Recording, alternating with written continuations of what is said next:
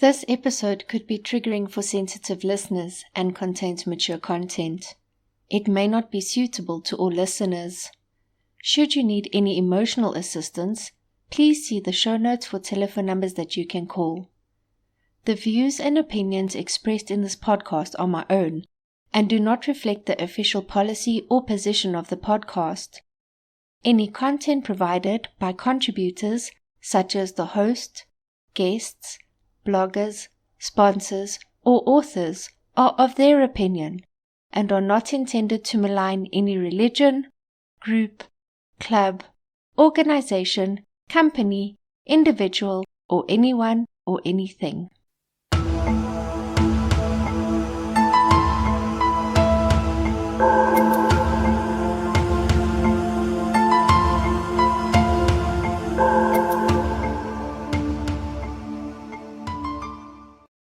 Quote, "Perhaps it is because there is always the underlying feeling of fear.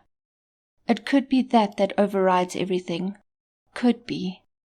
I think it is more likely because I was denied the right to feel emotions such as anger and irritation and infatuation and lust. Forbidden to feel certain things resulted in a denial of all of my feelings, and so numbness set in. And because I was not allowed to feel or even name certain things, I stopped acknowledging any feeling whatsoever." End quote. An extract from Mission of Malice, My Exodus from Kwasizabantu by Erica Bourneman. This is Decoding Cults, and I'm your host Paulsy.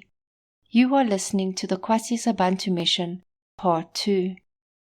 In this episode, we are going to delve into the hierarchy and some of the beliefs around family at the mission. All of the information that I've used for this episode come from news sources, mostly News 24. I also used the KSB Alert website, which has articles and first-hand accounts of people who were at or associated with the mission. The book Mission of Malice, My Exodus from Kwasizabantu by Erica Bourneman, and the book Is This a Genuine Revival? A Missiological Investigation About the Revival Among Zulus by Albert Pylon.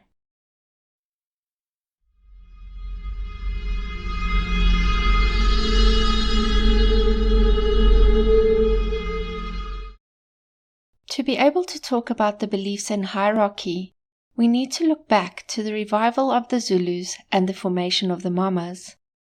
If you recall from our previous episode, Sangomas communicate with the ancestral spirits to relate information to people.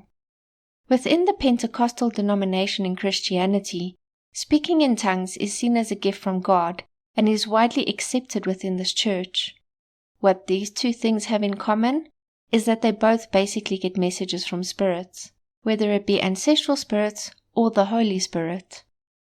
So, if someone from a different religion has something similar to yours, it's more relatable and thus more acceptable. It is not unusual for some religions to take up aspects of others to make them more acceptable to the people. Yes, this is true. Think about Christmas. This day is widely celebrated on 25 December by Christians as the day that Jesus was born. But the Bible doesn't specify a date of birth at all, and some schools of thought place it closer to springtime, so that would be around April.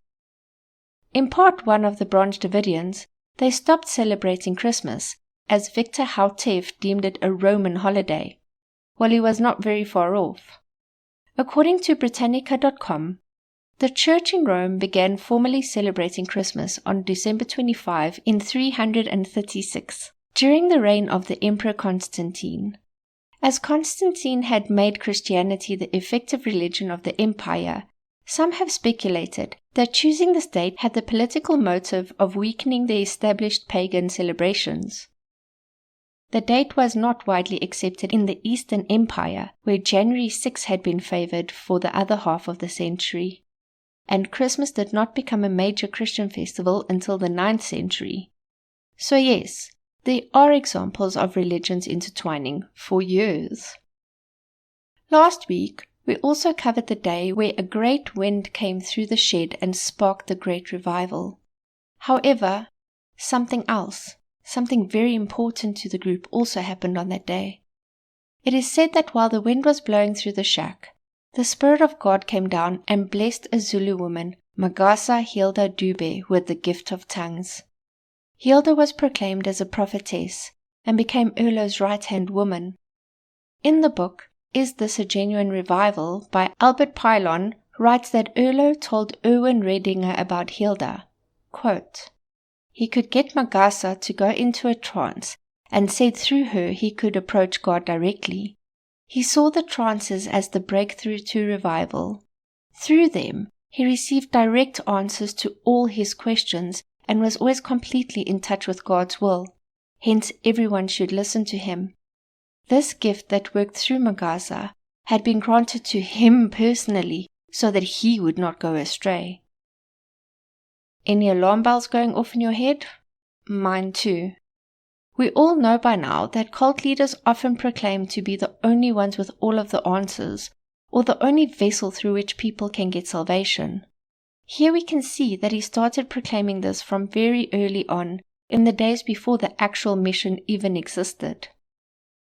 Hilda would later be joined by Josephina Ntibande and Helen Mzila as prophetesses, and Erlo would call them his prayer warriors, but they were more commonly known around the mission as the Mamas.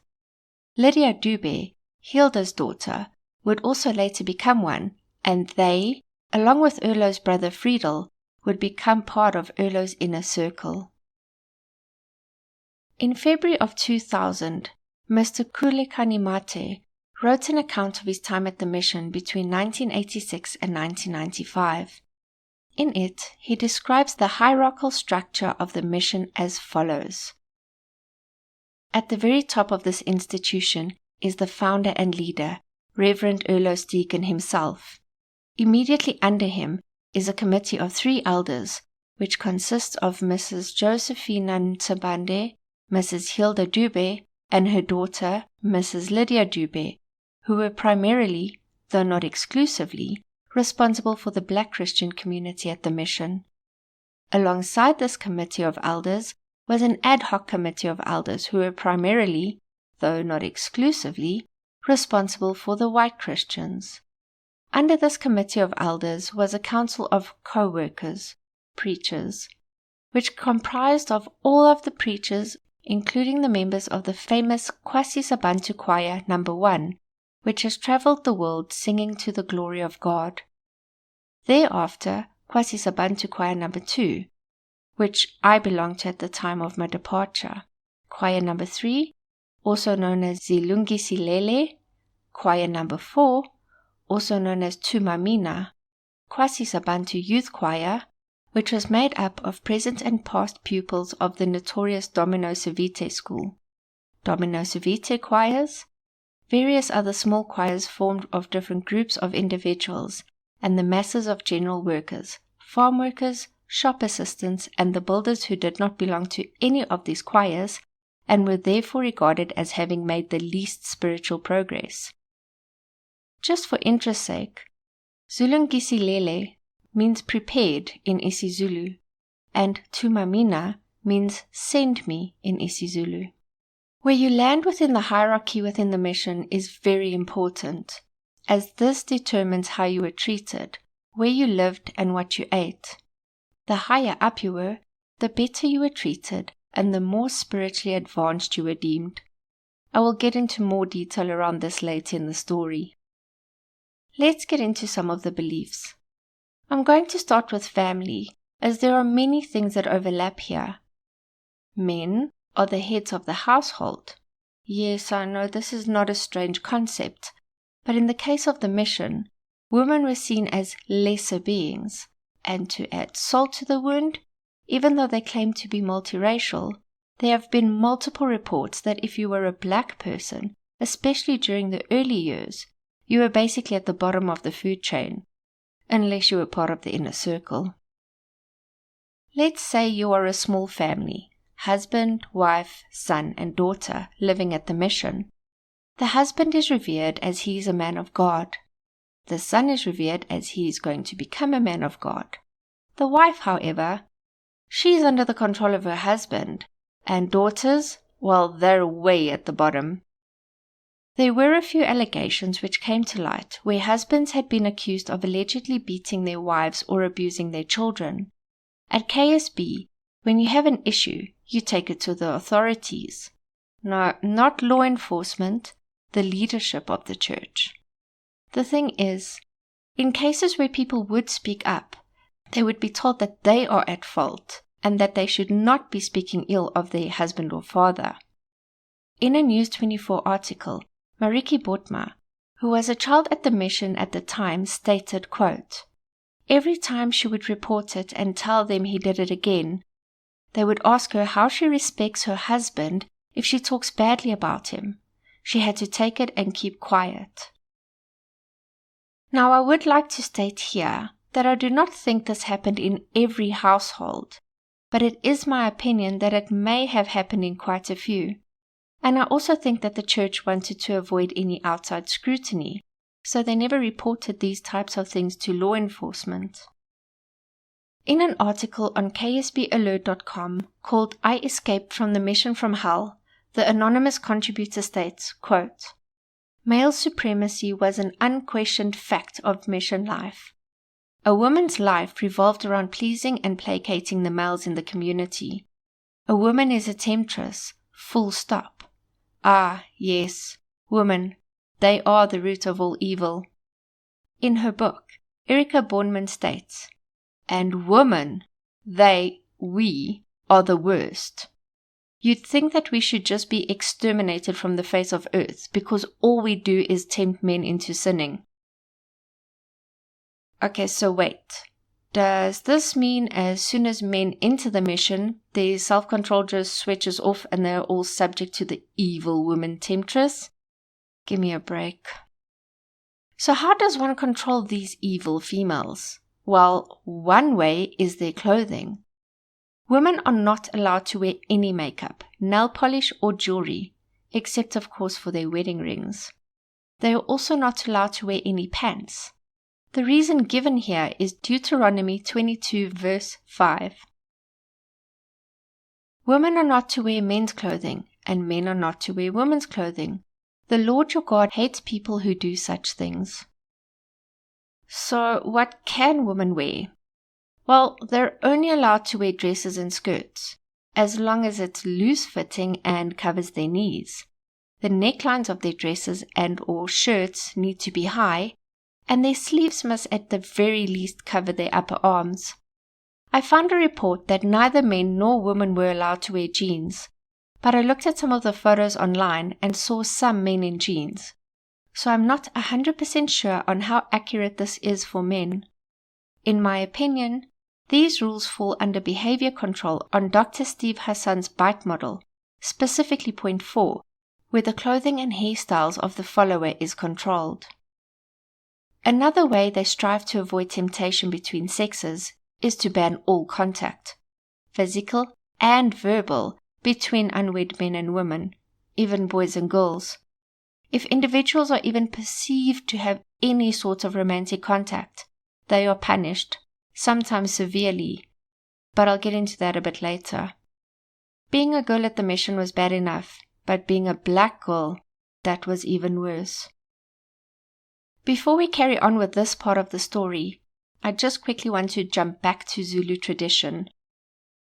Umkhosi wo Mhlanga, which is the reed dance ceremony, occurs every spring during the month of September at the Royal Palace in KZN. Thousands of young, unmarried and childless Zulu women participate in this event, as it is seen as a rite of passage. Any young lady who wishes to participate in this event is subject to ukuhlolwa kwezintombi, which means virginity testing, as only virgins may participate in the ceremony. This testing is performed by the elder women of the tribe. At the start of the episode, I described how some traditions are intertwined into others to make them seem more acceptable. At the mission, girls were subject to virginity testing. Not all of the girls, mind you, just the black girls. At the start of each school term, the black girls were told to line up outside of a room to be examined. Just a warning, the next few seconds are going to be a bit graphic. In a News 24 interview, Mpililo Malinga, who attended the school at the premises, describes the following, quote, "We would form a line outside and wait our turn before walking through the wooden door into what we called the waiting room." She goes on to account, quote, "4 of the mothers would wash their hands as you took off your panty, lied on your back and pulled up your knees. They would then take both hands and hold open your labia, all looking as they talked over you. I still don't know exactly what they were looking for." End quote. On those occasions where girls were found to have been tampered with, they would be subject to punishment and even expulsion. At times they may be pardoned at the discretion of the leadership. One thing that stood out to me though was where a girl would be seen to be tampered with one time, but the next time she would be deemed pure. One thing that did not sit well with me, well, besides the whole testing ordeal, is that they did it to young girls of all ages, even little girls. In later years, when the mission was confronted with this practice, they stated in a press release in February of 2000, quote, "The Zulu members of the parent body of Domino Savite School, registered with the Department of Education, has insisted on this cultural practice with their own children. About 85% of pupils at DSS are Zulu, and we do not feel it right to impose Western values to abolish this tradition. However, all cultural practices which are clearly unbiblical are rejected, whatever the racial or cultural background. If some in the media have a problem with the virginity testing tradition, they should take it up with the Zulu nation and not blame the mission. At the same time, we do point out that in an era where about 30% of KwaZulu-Natal have HIV, anything which helps prevent AIDS should be commended. KSB strongly insists on the biblical emphasis of sexual purity, abstinence before marriage, and faithfulness within marriage." End quote. If you're asking yourself if women are so evil and members of the opposite sex cannot interact with each other, do people ever get married at the mission? Yes, they do. But this kind of union comes with its own set of unwritten but very well understood rules. When a man wants to marry a woman, he first needs to bring his intention to either Erlo or his brother Friedel. They will then counsel the man to pray on it a bit further until they are certain. Once the man is certain, either Friedel or Erlo will contact the woman and inform her of the proposal. She's then tasked to go and pray about it, to see if this is what God wants for her. She then needs to come back with her answer to either Erlo or Friedel. Even if the answer is yes, the couple is sworn to secrecy until their engagement is announced publicly by the leadership at an engagement service, where Erlo would stand between the couple. They are not even allowed to share the news with their family, including their own parents. The couple is not allowed any contact before the announcement and even after. The only time they may interact is when they discuss their wedding, and this needs to be done in the presence of a pastor. In his book, Albert Pylon quotes the following from an engagement service given by Erlo on 10 August 1997. Quote, "Be a good example to others and avoid all appearance of evil, so that no one can accuse you of anything." He later goes on to say, "On the wedding day, the bride wears a white bride's dress, which means that no man has touched her. The veil means you are a virgin, so it is wonderful that the bride's father comes in with his daughter and removes the veil." During the wedding ceremony, the couple sit next to each other on chairs in front of the pulpit. It is only after they are married that they are finally allowed to interact with each other. On ksbalert.com, in the article called Kwasizabantu Mission's Marriage Law, it says, quote, "If the matter becomes known before the official announcement of the engagement, or if the young man and woman are found to have made contact with one another in any way, the matter is viewed as unacceptable and a breach of the KSB's marriage standard. Then the engagement and the wedding will not take place, at least not on KSB soil, and not with the blessing of Erlo Stegen. It further goes on to explain that in these situations, the couple could even be ridiculed or punished should they break the rules. The rules are not only enforced on the KSB mission in KZN, but overseas as well. On the ksbalert.com website, in the document called They Play God, Helga Toncht, ex-wife of the head of the Switzerland branch of KSB, Hans Koller, explains what happened with her eldest daughter. The daughter's name is not mentioned, so for the purposes of the story, I'm going to call her Lisa. In May of 2001, Lisa met a young man who was not part of the church. They refer to people outside of the church as from the world. The young man's name was also not mentioned, so for the purposes of the story, I'll call him John. John was interested in starting a new life with God and started attending KSB services, although he never fully integrated into the church. He definitely was not aware of the rules around marriage at KSB. So, when John fell in love with Lisa, he approached her father, Hans, about his feelings towards Lisa. Hans immediately went to Friedel with this information, and both Lisa and Helga were summoned to him to answer for this. At the meeting, insults were not only slung against John, but Lisa too. She was immediately relieved of the many offices she held within the church as well. John was very taken aback by all of this, but he continued to attend church services. Later that year, he tried again, this time through the correct KSB channels, by calling Erlo himself. Even though Erlo had given the couple his assurances that they could be married, he went to Hans, Lisa's father, and gave him strict instructions that they were not to be married under any circumstances. I found an article on newframe.com where an ex-member explains how her father, a prominent member at the mission, did not attend his own son's wedding because the son had been excommunicated a few years earlier for having a child out of wedlock and was marrying outside of the church. She goes on to allege that parents of these children get into trouble or could even be excommunicated themselves if they attend these weddings. Unfortunately, it's not only the union between people that is strictly controlled. There are also a couple of allegations of families being split up because one of the spouses was not willing to convert to the ways of the mission. These people were often encouraged to divorce their significant other so that they would not be influenced by their evil outsider views. When we overlay Dr. Hassan's bite model over this, we can find a few points that overlap. Under Behavioral Control Point 2, dictate where, how, and with whom the member lives and associates or isolates. 10. Permission required for major decisions. And 23. Separation of families. Under Thought Control, they align with Point 5, where they encourage only good and proper thoughts.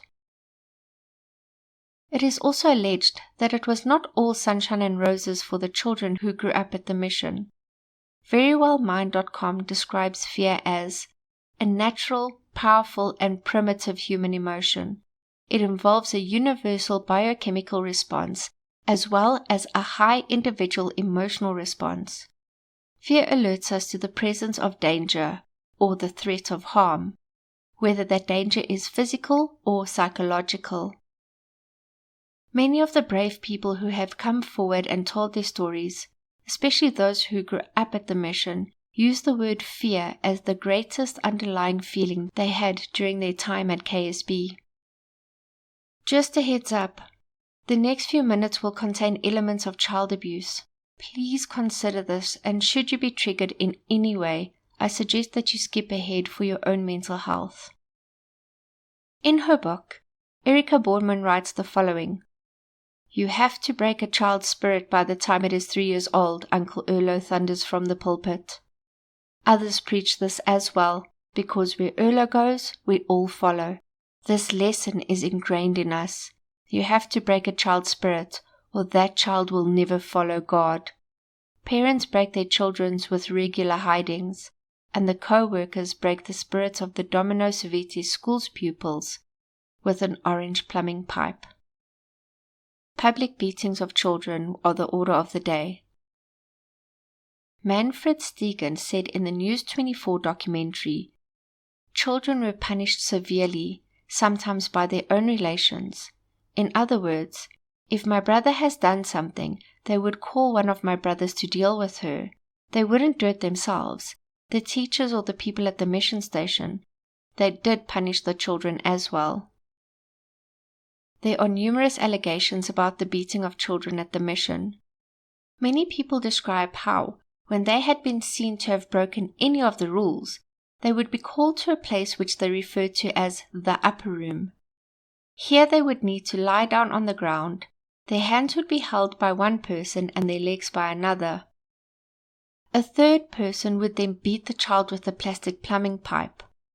Those who were quiet would be beaten until they cried, and those who cried would be beaten until they were silenced.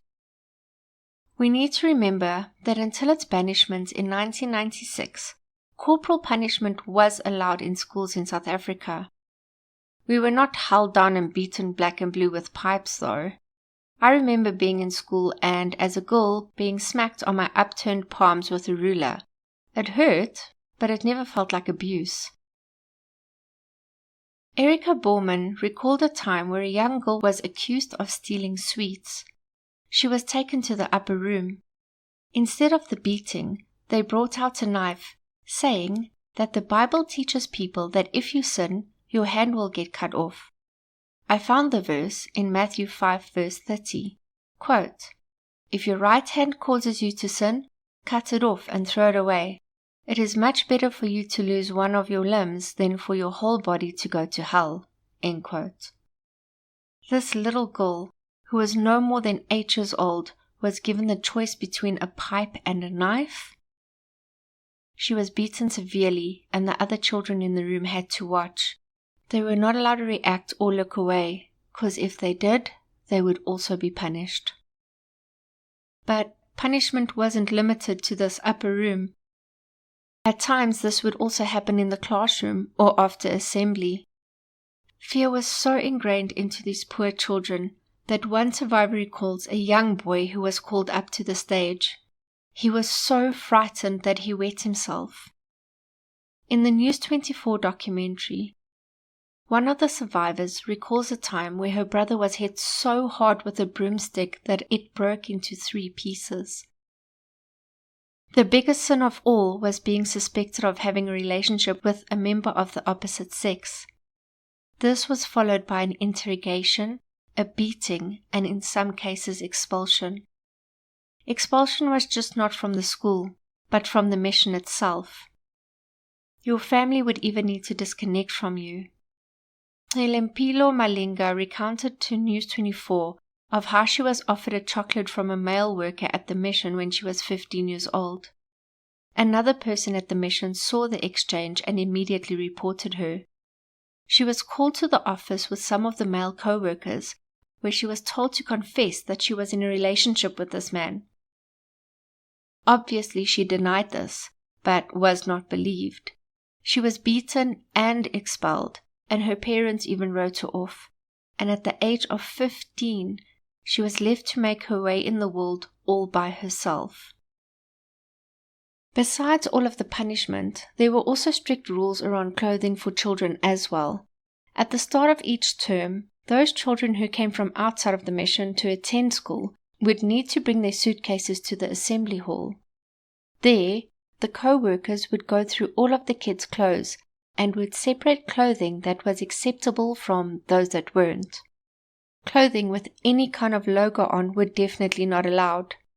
Kappa was not allowed as it was said to represent naked people.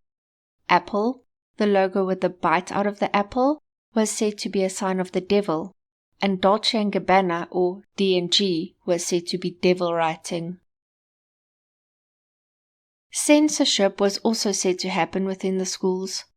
Some of those who were in the school would state that their biology books would be incomplete. The parts that referenced anything to do with male and female productive organs would either be torn out, colored over in black koki, or the pages would be glued together.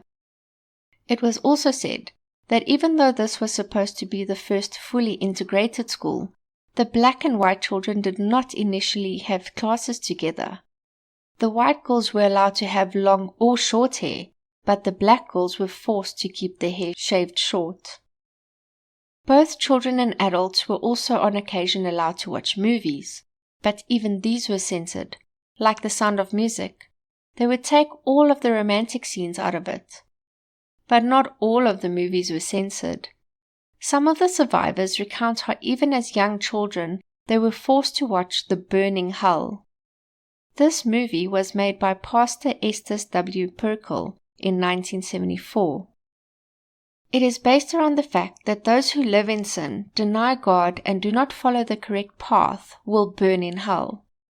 I found the movie on YouTube, and although the production value isn't great, if I saw this movie as a child with all of these people in the pits of hell surrounded by fire and endless screams, I'd be absolutely terrified too. This movie would be used to teach the congregants the importance of confession and repentance, and again, you weren't allowed to look away or even close your eyes. In our next episode, I will go into more detail around the rules on confession and their fire services.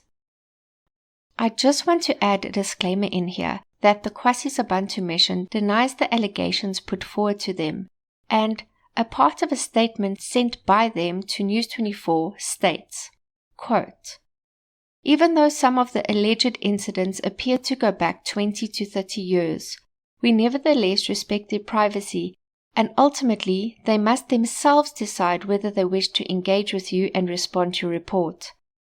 As much as you are implying that the mission is responsible for every incident involving its congregation, we can assure you that we strive to always act within the prescripts of the law." End quote. If you enjoyed this episode, please hit the subscribe button and rate and review us. It will go a long way into improving the podcast and helping others find it. You can find us on Facebook, and you can email us at decodingcults@gmail.com. We would love to hear from you. If there are any topics around the workings of cults which you would like further explanation on, or if there is a cult that you would like to hear about, email me or post it in the Facebook group. Remember to go and check out bydesigncraftssa and Endeavour AV and tell them we sent you. This week, I want to give a shout out and say thank you very much to my listeners in Canada. The amazing logo art was created by the tattoo artist Jock Jacobs. Thank you so much for listening.